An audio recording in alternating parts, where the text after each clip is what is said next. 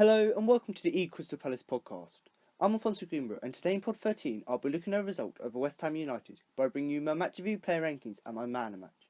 As well as this, I'm also going to bring you an exclusive interview with Alan Pardew after game, so let's begin.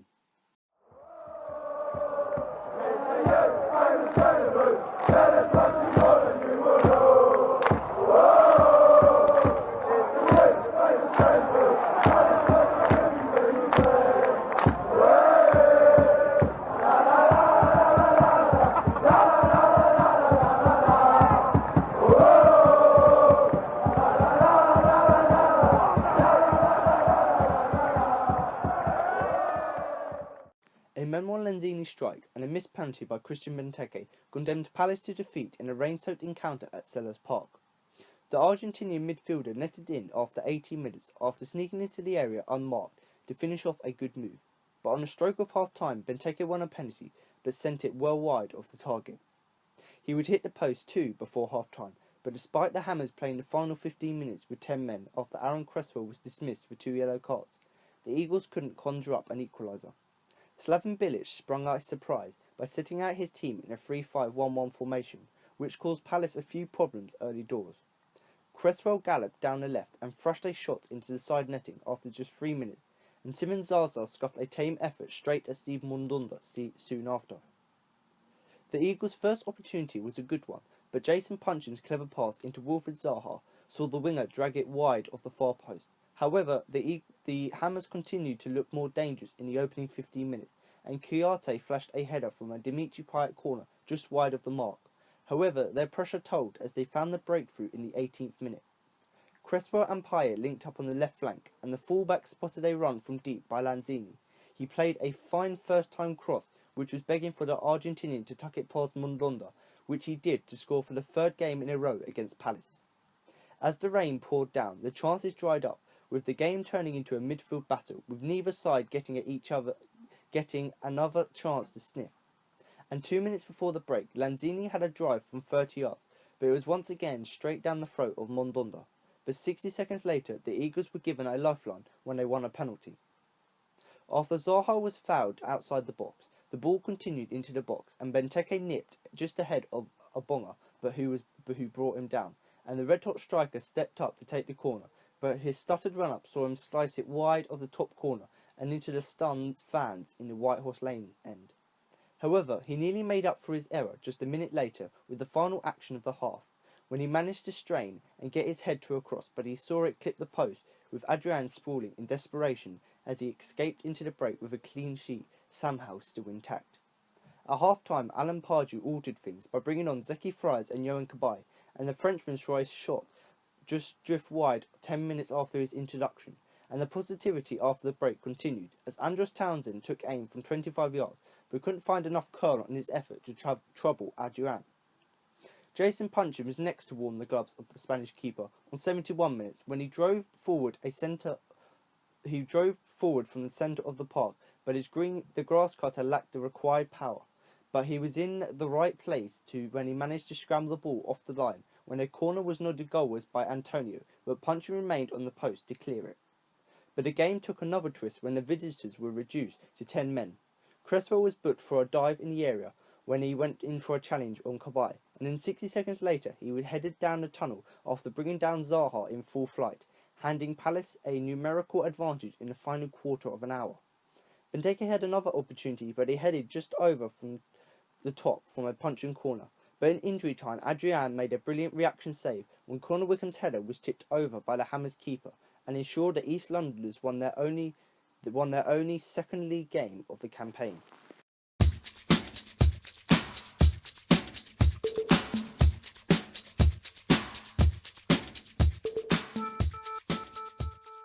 Now for some positives and negatives from the game. Another week and another slow start from Crystal Palace resulted in West Ham taking an unsurmountable 1-0 lead on Saturday evening. Palace did have chances to level, but they were either missed or just didn't fall to them. Christian Benteke's penalty miss just before half-time didn't help the side either. Now for some positives from the game. Palace created chances, thanks in part to Jason Punchin's performance. The Eagles nearly scored a late equaliser, and it would arguably been deserved, but the team can't keep relying on those. Now for some negatives from the game. It took 45 minutes for Palace to address West Ham's dominance. The Hammers started with a 3-5-1-1 formation that completely stifled Palace's midfield, and an answer that should have been found sooner in the game. It was a major contribution to Palace's slow start.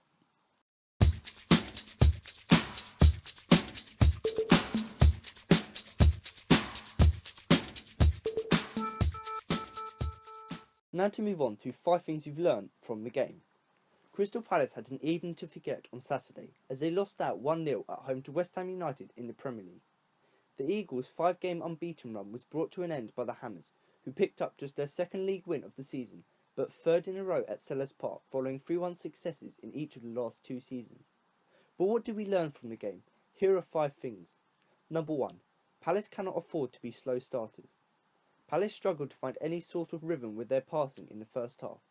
West Ham were well on top in the early stages and took a deserved lead through Manuel Lanzini. Whether it was the pouring rain or just being a late kick-off, something clearly didn't suit Palace, although they did have a go in the second half. Number 2. Lanzini likes playing against Palace. Okay, so he isn't quite the Eagles' biggest nemesis in the Premier League, but Manuel Lanzini clearly enjoys playing against Palace.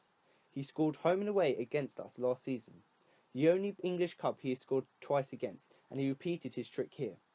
Number 3. Paying the penalty.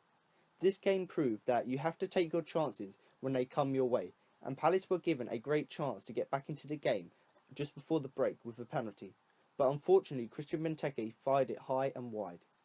Number 4. Palace's capital pains.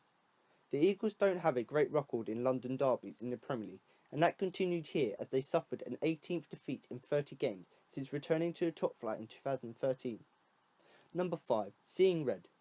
This was the 4th game in a row between the two sides where someone has been sent off. Aaron Cresswell was dismissed for 2 bookings in the space of a minute, the first for an alleged dive in the box, and the second for a foul on Wilfried Zaha. Admittedly, it looked harsh, but certainly was a red card.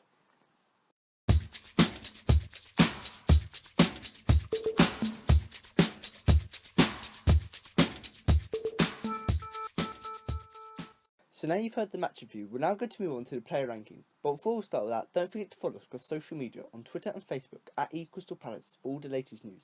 And for all you Facebook users out there, don't forget to check out our Facebook group so you can join in with the latest discussions, read the latest news and post your own opinion. So like I said there, if you do want to get in contact with us and you're listening to the video on YouTube, do drop a comment below the video, obviously in the YouTube comments. But if you are using social media, do contact us and follow us on both Twitter and Facebook. If you do want to get involved with us, want us to hear your views, then obviously comment and tweet us on there. But obviously if you are on Facebook as well, do join the Facebook group.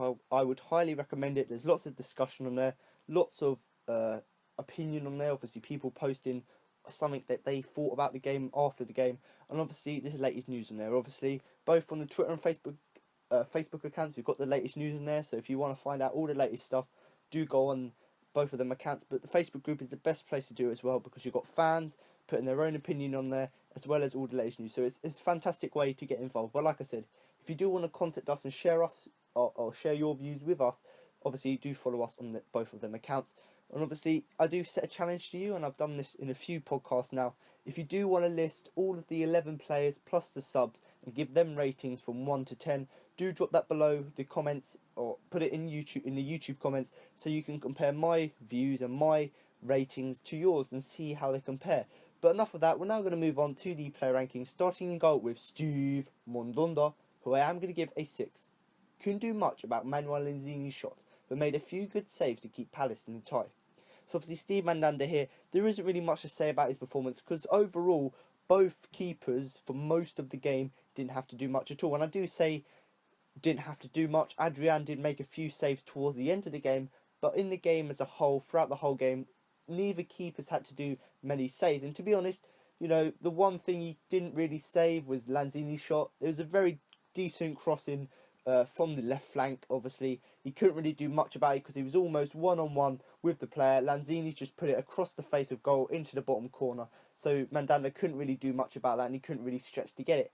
But in saying that, that one mistake, you could say it's his own fault, but I think it's defender's fault for not blocking the shot and not man marking him. But you know, throughout the game he made some crucial saves, and that ultimately kept Palace in the tie. Yes, we lost the game, but ultimately it could have been by a bigger margin if Mandanda hadn't made so many saves throughout the game, and the most notable save was the one he made against Payet. Obviously, I think it was Zaza, very physical player, got into the box, had a shot, got blocked by a defender. I suppose, I think it was Delaney who made the block. The ball ran out to the edge of the box to Payet. Payet had a shot. Mandanda stood strong, managed to deflect the shot away, and we were able to clear it. So, throughout the game, he made some crucial saves throughout the game, and ultimately, like I said, kept us in a tie. And like I said, he couldn't do much about Lanzini's goal, but that aside, it was if it would have been a draw if that shot hadn't gone in. And one other thing, which is very good about Mandanda's whole play, is the fact that his distribution is good. When we have a set piece, whether it be a goal kick, maybe it be a free kick in our own half, he's very good at distributing it quickly, whether it be releasing the ball from a throw quickly or kicking it long to clear the danger. He does that very well as well, and that sort of starts up our counter attacks and helps our attacking players to get forward. Is the fact that we have the ball because it's given to us quickly by the hands of Mandanda, so we can put our team or the opposition under pressure because they're not expecting the ball to be launched that far. But once again, a solid performance from Steve, and hopefully there's more to come from him this season. Obviously, starting now to move on to the back four, obviously, which contains Joe Ward, James Tompkins, Damien Delaney, and Martin Kelly. So obviously, starting with Joe Ward, a 6. Alright defensively, but laboured against Aaron Cresswell and Michael Antonio, and was partly responsible for the goal by losing Cresswell when he ran and crossed the ball into the box. So obviously, Joe Ward, he had an alright game defensively, and that's why people wanted to put him on the man and match list and shortlist, which I can give you a hint now, I didn't. But he was very good defensively, making blocks throughout the game, making tackles, making runs forward to try and make the space, and he'd done that very well. But obviously, he isn't the fastest player, so he did struggle against the likes of Cresswell and Antonio throughout the game. And he must put his hands up and say he was responsible for the goal. He wasn't marking Cresswell well enough. He left him too much space so he could get the cross in. And also, Joe Ward's normally good at sticking out his leg and blocking crosses, but on this occasion, he didn't put his leg out high enough to block the shot. But to be honest, like I said, he isn't really a man of pace, Ward, so Cresswell was able to run past him, same as Payet, and cross the ball into the box. But other than that sort of little slip up where he let Cresswell get past him, he was alright defensively, but he was laboured. He was very hard worked against Cresswell, and considering he didn't have the best of games, he did well in that sense. Obviously, James Tompkins, the centre back, I am going to give a 6. Played with composure but struggled against Simon Zaza's physicality.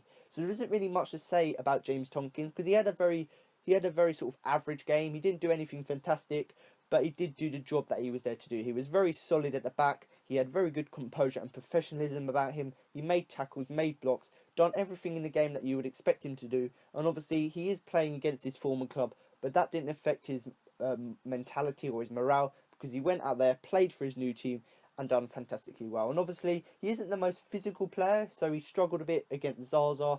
But Zaza didn't score, so he was able to contain that sort of physicality and stop him from scoring. But from corners as well, set pieces, he was a bit of a threat. He was almost able to get his head on a few corners. So once again, he's showing his composure at the back, but also showing what skills he can give to us as well, and what stuff he can give to the team from set plays as well. But obviously, a very good game from him, and obviously, like I said, he didn't let his performance slip as he was playing against his former team. Obviously, Damien Delaney now the captain for the game, and I am going to give him a 5. Palace have a real problem with their distribution when Delaney plays. The simple passes are ignored and repeated long passes to Benteke. Whilst defensively decent, his refusal to take short passes put the squad under needless pressure. So obviously, I was just talking about here about the distribution of Mandanda, how Mandanda varies how he distributes the ball, whether it be a long pass, whether it be a short kick. And the problem is with Delaney, he doesn't look for the short option. He always looks for the long pass, which ultimately has led to us scoring a few goals. Obviously, Ledley scored one a few weeks back where it was a lovely long ball from Delaney. But ultimately, that is not the way that we want to play. We want to see, short passes to make sure we held possession so we can control the game. And I think Delaney's at fault for that. And, he is a very good player. Defensively, he was sound and he was quite decent. But I think the short pass is the thing that let him down. And I think when Dan comes back, there's been quite a lot of debate surrounding it. But I certainly think that James Tompkins will start against on top of Damien Delaney. Not, he is he's much faster than Delaney. Obviously, they're not both incredibly fast players, but he's a bit more faster than him. Obviously, Tompkins, he's got a bit more composure and professionalism about himself.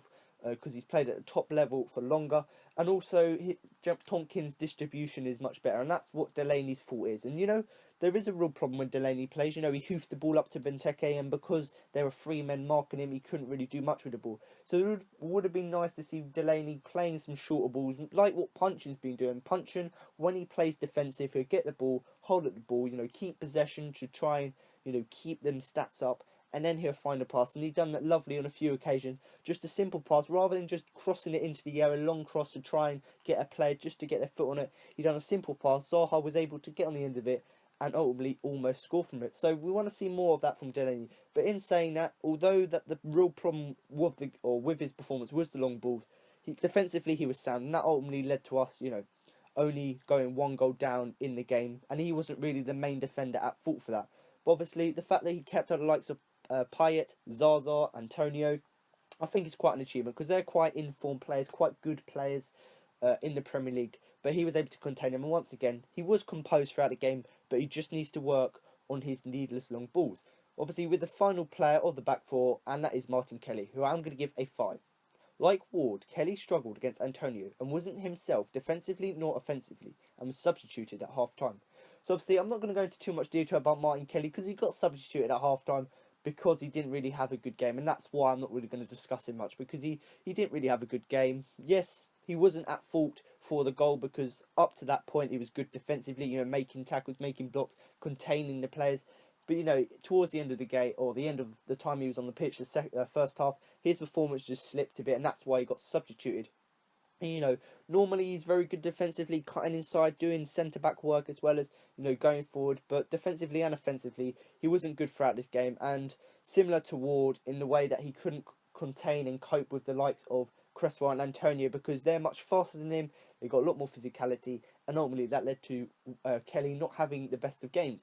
Obviously, moves me nicely on to the midfield now, and there was a bit of debate last few weeks about the formation and whether it is the 4-3-3 or whether it's just the normal 4-2-3-1 or whether it's the 4-1-4-1 formation. There's been quite a lot of debate about it, and I'm just going to stay with what I've said, because all the players had the ability to move around, and I'm going to say that in this game we did play the 4-3-3, and that is a very good formation, because obviously where you're playing at, the midfielders are giving more cover to the back line, and the back line can give better support to them. And obviously going forward, the midfield are able to supply and give better supply to the forward players, and ultimately that leads to us dominating games, because that means that each set of players in the field have enough support and enough help to get through the game. Obviously, Joe Ledley primarily played as a defensive role through this formation, obviously joined with James McArthur and Jason Punchin. But Joe Ledley, I am going to give a 5. Overrun for much of the first half. It wasn't surprising when Pardew brought him on for Yohan Cabaye at the interval.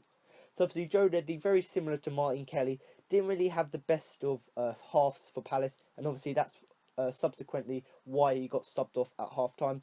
He got overrun a bit too much. We didn't really see much of his physicality, and I think that's probably because he's, after the international break, he's been playing well for Wales. He's probably a bit exhausted, and that's why he wasn't up to his normal physicality, and that's why players were able to overrun him and get past it. But in saying that, he didn't do any missed passes in this game, so that's a positive to take from his performance. And he didn't lead to any mistakes, as in, he didn't cause anything, and he weren't really the fault of the time he was on the pitch for any of West Ham's attacks. So we'll give him credit for that. But to be honest, we know what we can expect from Ledley, and this wasn't one of his better games. Obviously, moving on to James McArthur, playing in that sort of central three players again, and obviously McArthur and Punchin were the ones pushing forward a bit more. So that's where it's sort of going from the 4-2-3-1. It's going more into the 4-1-4-1 formation, because you've got the two sort of attacking midfielders in McArthur and Punchin playing. Obviously, McArthur, I am going to give a 6. Should have been tighter to Lanzini when the midfielder ran onto Cresswell's cross to score. The rest of his performance wasn't too disappointing. However, his high pressure once again proved critical to the way Palace played. Sorry about that there. I've done a typo there when I was reading it off the script. But like I said there, just to go over it again, there are a few players who are at fault for Lanzini's goal. Maybe McArthur, when he was running back to defend, he could have done better and been more tighter to Lanzini. But in saying that, the defenders in Tompkins and Damien Delaney and Joe Ward, they should have been, trying to stop the cross coming in, as well as, marking the player and trying to get in the way of the cross. But in saying that, we can't really fault him for that, but he could have been a bit more tighter defensively, because we know MacArthur primarily is a defensive midfielder who's playing in an attacking role at the minute. But we know that when he's defensive, he needs to be able to man-mark players and be a bit more tighter to stop them overrunning him. And, it was disappointing that he let Lanzini go past him, because normally he would be able to contain a player like that. But the rest of his performance wasn't disappointing at all. He was probably one of the better players in the game, running it. And like I said, like always, however, it was a bit disappointing that bit. But however, his high press pressure, a bit of a mouthful there, was fantastic at the game. When the players, you got the ball, the defenders here, push up, try and make them make a mistake, a back pass which you can intercept, and that pressure ultimately leads to us dominating possession, because it means that the opposition give away needless passes and ultimately we regain possession. I think that's absolutely crucial to how we play, because them running forward, ultimately, yes, A gets us the ball back, B puts them under pressure and allows us to get more possession. But MacArthur, he could have done better with Lanzini throughout the game and not let him be overrun in that sense. But I'm going to try and say it right this time. His high pressure, there you go. Congratulations to me, I said it right. But that was fantastic throughout the game, and it is critical to the way that we play. At the moment, we're trying a new system. We want to try and dominate play, and I think that this high press is the way forward. Obviously, moving on to the final player of the midfield three, which is Jason Puncheon, who I'm going to give a 7. And I must mention now, he is one of the hot contenders for the Man of the Match award. So if you do want to continue listening on to the end of the podcast, and you'll find out who won it. And Jason Puncheon, I'm going to give a 7. The source of all of Palace's positivity in the second half. He took control of the midfield and created a number of opportunities, none of which were taken by other players. So obviously, once again, Jason Puncheon, he's been the man in the midfield. He's been running the game, and to be honest, he was the most positive player on the pitch. I think if it wasn't for him and his morale, we probably would have, maybe gone 2 goals down, because, there wouldn't have been that belief that we could get back into the game in the second half. And I think that positivity helped us. He took control of the midfield, making sure that the likes of Cabaye and MacArthur knew where their place in the team was. He was making sure that when he had the ball, they were aware that he's got the ball and they could get the pass and get on the end of his pass. And only that sort of awareness led to us dominating the second half. And he did create a lot of opportunities. Yes, like most of the players in the first half, he wasn't his best. And in saying that, he's probably the best player in the first half, obviously finding that pass to Zaha. But in the second half, he came out even better than he was in the first half, and he created loads of opportunities. Yes, none of them were really taken, but the fact that we've got him putting in crosses into the area, putting in passes, holding up the ball to wait for support, that's what we want of him. And even though he could put in 50 chances over a season and maybe none of them will come to goals, but that's better than, say, he puts in a few crosses in a season and nothing comes from them. So I like to see that from players. I like them to put in as many opportunities as they can, to create as many opportunities for the players like Benteke, Wickham, to try and get their head on. And to be honest, he was a fantastic asset in this game.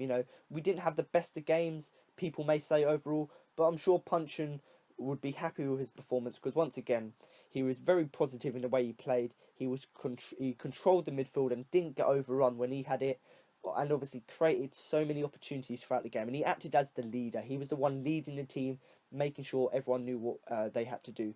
And it was just fantastic, his overall performance. And obviously, where you're playing in that midfield 3 formation, occasionally he'll go back and defend. And I think his pace helps him, because MacArthur's a bit slow. So Puncheon would use his pace to get back on players, and he does that very well. He's able to mark the players, get back and defend, and do the job that's been asked for him.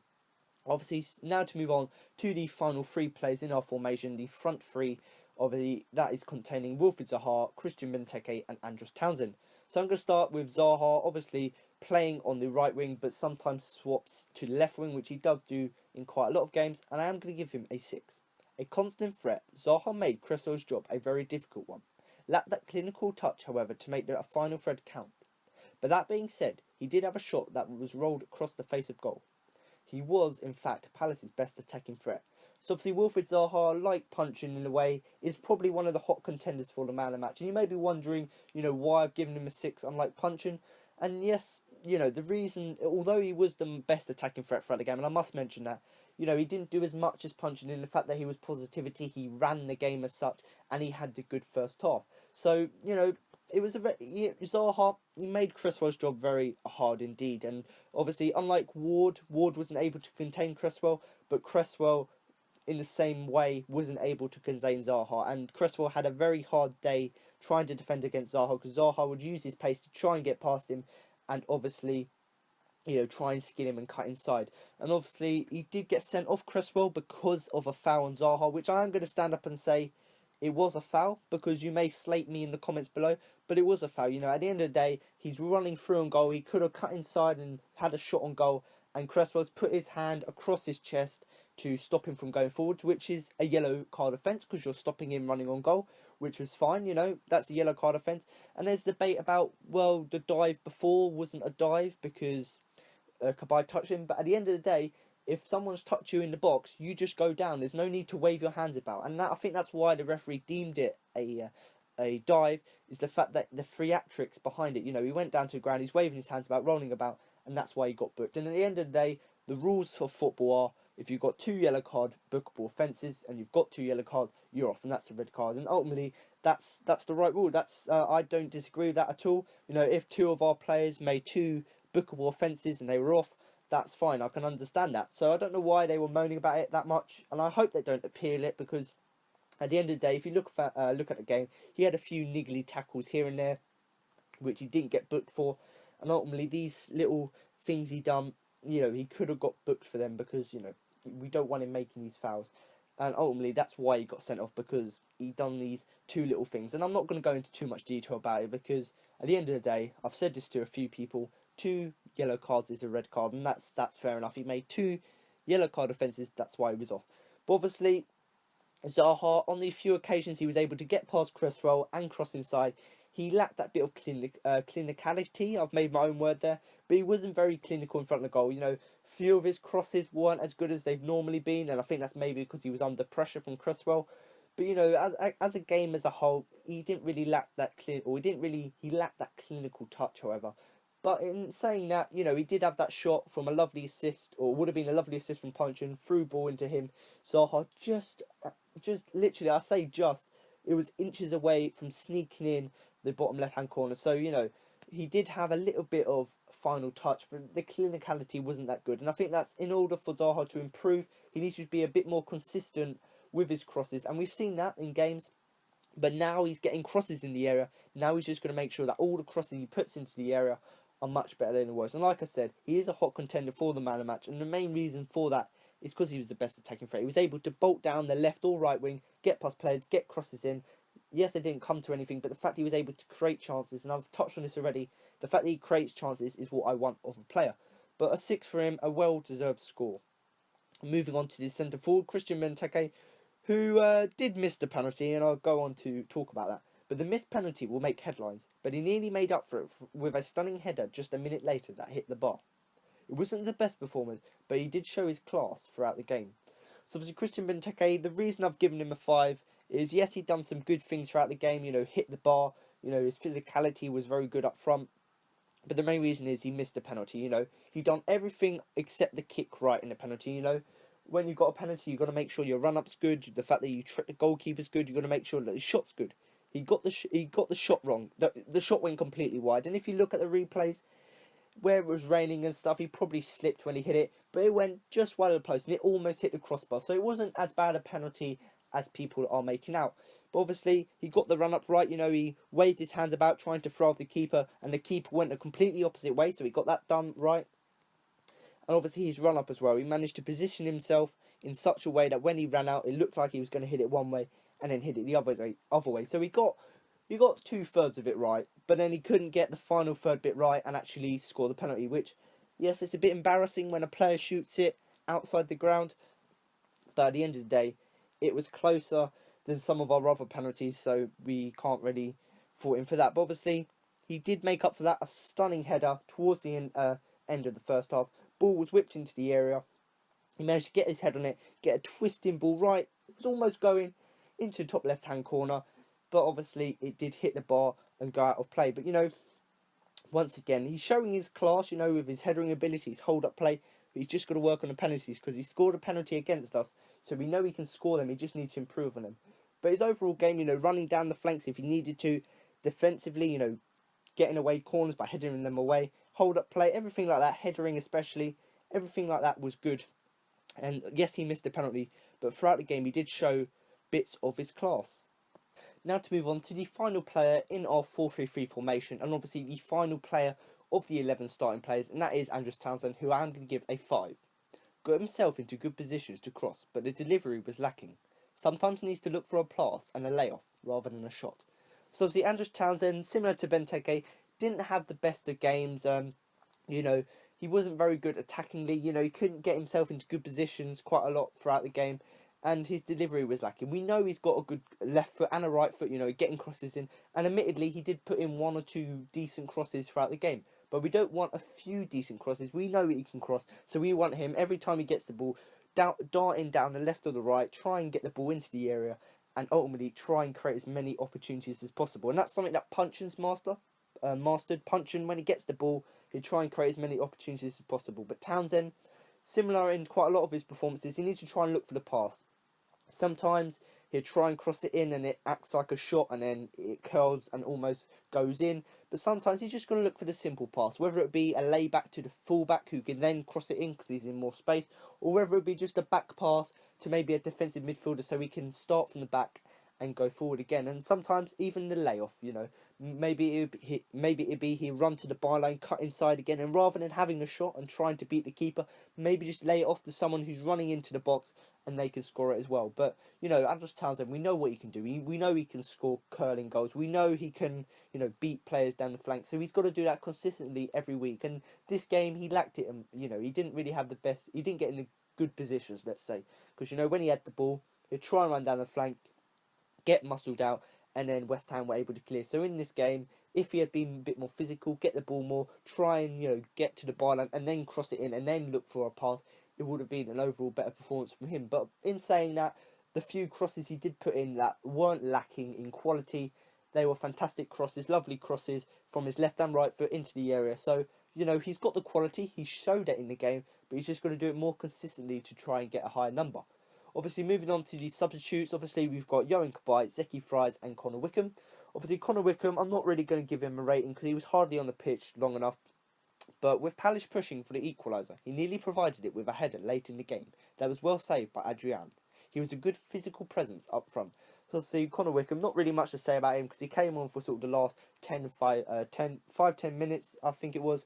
But he did, you know, help Palace push for a winner. You know, he added a bit more physicality presence up front, you know, try and hold at the ball, try and get his head on a few of the corners, and he'd done that very well. And obviously, he almost scored from a header, you know, nice build-up play from Palace, decent cross into the area, he headed it towards goal, and it just got tipped saved by Adrian. So, you know, he did do what he was meant to do, come on the pitch and have an impact, and he done it very well. Obviously, Johan Cabaye, Zeki Fryers, I'm both going to give them 6s. Johan Cabaye, his introduction changed how Palace's midfield functioned, and it nearly paid off.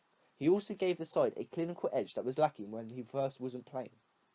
Obviously, Zeki Fryers gave the side a little bit more at fullback than Kelly, and seemed to have a better dealing of Antonio too. His attacking work led to Palace dominating the second half. So obviously, I'm going to touch on these two a little bit more. Obviously, Johan Cabaye, I will tell you, is another contender for the man of the match. So if you do want to listen on, I'll go into a little bit more detail there. But obviously, both these players, you know, their introduction into the game changed it. And both of these players came on at half-time, and both of them changed and dominated the second half. Obviously, you know, Cabaye changed our sort of formation, came on for Ledley, changed the way we were playing a bit more, you know, by being a bit more physical, trying not to be overrun, and he done that very well. And I think his clinical approach to the game was good because instead of just, you know, tippy-tappy passing, you know, just playing scrappy football, he tried to add a bit more system to it, and that functioned very well for Palace, and it nearly paid off. You know, Cabaye had a shot from just outside the area, just went wide of the post, he had a few decent crosses, so, you know, he did have a little bit more clinicality. I've made another word. He did have a little clinicality about his performance, and to be honest, we didn't have that clinical edge when he wasn't on the pitch. As soon as he came on, we were a little bit more clinical with our chances, and when we had the chances, we were using them better. Obviously, Zeki Fryers, he gave the side a little bit more at fullback. You know, Kelly, you know, sometimes, you know, he gets a run of games, he looks really good, and then he gets tired, and I think that's why he's a good squad rotation player, because he's very good when he comes in, when you need him to come in, he can do a job. But, you know, I think this run of games put him a bit tired, and he wasn't able to go to his best ability. And Zeki Fryers came on the pitch, and he was better at handling Antonio. Sorry, Mikel Antonio. But the reason I think personally he was able to contain him better is the fact that Zeki Fryers is a lot faster than Kelly. So when Antonio's running in the counter attack, Fryers is able to track back and defend him as well. And obviously Zeki Fryers, he's a very attacking fullback, much like Papa Soare, who's having a very good recovery, I hear. But obviously, his attacking work is fantastic. It led to Palace dominating the second half. He would get the ball on his left flank, try and get crosses in, try and cut inside. And he led to us winning a few throw-ins, getting the ball in the box. So, his attacking presence was seen throughout the game. Obviously, there was one other thing about the game, was obviously Cresswell got sent off, so that we were down to 10 men. And people may say that teams should capitalise on that. And that is true. You've got the one man extra in the team. But when you think about it, West Ham, they took off Pyatt, they took off Antonio, so they're the two most attacking players, and they put on two defensive midfielders. So it's going to be very hard to break them down, considering that when they've gone down to 10 men, they've parked the bus. But ultimately, in saying that, the second half we came in, we dominated a bit more, and our attacking work was much more better because we were able to create more chances. But overall, as a game, the first half was a bit lacking in quality from Palace. We were being overrun too much. But in the second half, with the substitutions, we had a more clinical approach, and we functioned and had a proper system. And ultimately, it did nearly pay off because we almost did get the equaliser.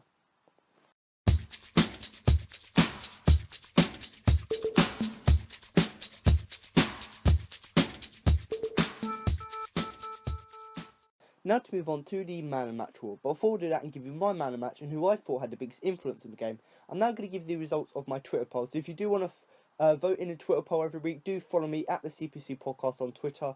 Obviously, the account isn't run by Crystal Palace, it's my own personal account. But if you do want to give me a follow there, obviously, like I said, I do have the weekly polls in there, as well as all the latest news. So if you do want to keep up to date with all the latest Crystal Palace news, do give me a follow as well. And obviously, as I'm saying this, do follow Crystal Palace as well. All the links can be found in the descriptions below. But obviously, like I said, we've got 4 nominations for the Man of the Match award this week. And the 4 nominations are Steve Mandanda, Yohan Cabaye, Jason Puncheon and Wilfried Zaha. So I'll start in reverse order, obviously starting in 4th place with Wilfried Zaha with 14% of the votes. And this was very close, 1% difference between 2nd and 3rd. Obviously in 3rd place was Jason Puncheon with 26% of the votes. Closely followed by Steve Mandanda in 2nd place and runner-up in this week's poll with 27% of the votes. Which means the winner of this week's Man of the Match award for the game against West Ham was Yohan Cabaye with quite an impressive overall 33% of the votes, considering he was a substitution. But obviously, they were the results of the Twitter poll. All of these players had pretty good, decent games. I am going to go into a little bit more detail into why I've picked these certain people. And, you've probably heard it in the player rankings already. But, these players did shine for me. They did put a little bit more effort, let's say, a bit more energy. They've done a bit more in the game than, say, the other players. And their sort of impact on the game ultimately led to us having quite a few chances in the game. Obviously, there were a few notable mentions that, when I put this poll on Twitter, a few people commented about they didn't agree with it. Jason Puncheon, people didn't agree why I put him in there. Zaha, they didn't really think he should have been there. Whereas someone like Tompkins had a very decent game against his former club, very good defensively. Same as Ward. Ward was very good offensively and defensively. So, and, there was a bit of variation in people's views. But generally, I thought these 4 players were the best players on the field during this game. And to be honest, most people agreed with it. There was a few people here and there, like I said, who thought that maybe Puncheon or Zaha shouldn't have been on there. But overall, quite a good agreement over my sort of nominations I had. But obviously, just going through the list, why I've put them on there. Steve Mandanda, he made some crucial saves like he does in the game, which kept us in the game at certain points. His distribution was fantastic, very quick at releasing the ball from his set pieces, so we can start up the counter attack. So he was doing, he helped set up our attacking sense, let's say, by distributing the ball very quickly, meant we could go on the counter attack. So he had a very good game as well. But the main thing about Steve Mandanda, whenever he plays, he always makes a notable save throughout the game, and he done that in this game as well. Yohan Cabaye, obviously a substitution at halftime. came on the pitch and sort of changed the game. You know, he added a bit more momentum to the game, a bit more pace, a bit more precision with the passing in the game. And obviously he had a few shots which just dragged wide, you know.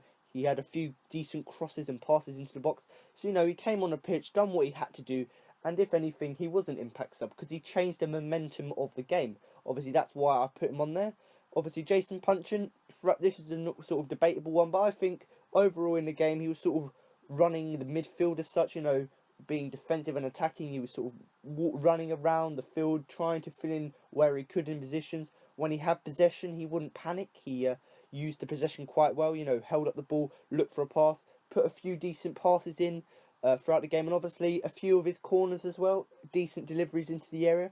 So, you know, Jason Puncheon, yes, people may not think he had a good game, but if you look at his performance, you know, tackling, his high press game, stuff like that, corners, you know, all of that sort of stuff, passing, everything like that led to him having a pretty good game. And obviously, Wilfried Zaha, the main reason I put him on here, most people don't agree with this, the people who comment or messaged me, they said they didn't really think Zaha should have been on the list, but considering you got 14% of the votes, there's obviously some people out there who think he deserves it. But to be honest, the reason I put him on there is because he was the best attacking threat throughout the game. You know, he's running down in channels very well, managing to get past Cresswell on a few occasions. Didn't really have the best of game in terms of crossing, but as in terms of getting across, cutting across, he done very well. And he linked up very well with Puncheon. Puncheon in sort of the first half put a decent ball into him, a low cross into the area. Zaha managed to control it, almost got past the keeper, you know, shot at goal, and it went just wide of the post, across the face of goal. So, you know, Zaha, although people may not think he had a good game, he was the best attacking threat throughout the game, and obviously at key points in the game, he showed his absolute class. But obviously, you know, the likes of Tompkins, the reason he could have been on the list, and I could have put him there, is because he was solid defensively, you know, and a few corners came in, he tried to get his hand in it, so he done that very well. And considering it was against his old club, he didn't let that affect him, and he, you know, he performed well for his new club. And obviously, for Ward as well. Ward was very good offensively and defensively, but the reason I didn't really put him on there and consider him is because throughout parts of the game, you know, he didn't really cope with the likes of Cresswell and Payet very well, and he is sort of at blame for the goal because he didn't try and block the cross, but, you know, he did have a pretty good game, and that's obviously why someone's identified him as being on the shortlist. But certainly I think that these four players I picked had decent games. Obviously, these are sort of the key players, integral players in the team, because they all add a little bit more difference to the team. They add different skills to the team, and ultimately added them together adds a, you know, it helps the team through the game. But obviously now you've heard my match report, player rankings, and my man of match. That concludes this week's podcast. Now I've got an exclusive interview with Alan Pardew following the game. Alan, a really narrow 1-0 defeat today. Do you feel like you were going to get something right at the end there? Yeah, I think we should have had more time than we had as well. The wasting time today was ridiculous, and I don't think he had a handle on it. The referee, 4 substitutions, second half. We get 4 minutes. I don't think that would have happened anywhere else, but we'll take that on the chin. First half, not good enough from us. Lost a bit of rhythm over that international break. Sometimes hard to put your finger on that. I missed a penalty, which would have, I think, swung it. If we'd have scored that, got them in at half time, changed it a little bit, better second half, and perhaps deserved a draw. But I'm angry and frustrated, really, that we haven't come away with something. West Ham set up slightly differently today. Did that make things difficult at first? Well, it did in a way, because we wasn't quite expecting it and what we'd worked on. But said that, I thought we was a bit passive in the start, and you forget about systems sometimes and just say, hold on a minute, it's a derby, and we lost that first 20-minute period in terms of winning second balls, tackles, headers, with more aggression than us, and I'm afraid that ain't acceptable to me. And I'll make sure that when we go next week, that will be up to speed. Thank you very much, Alan.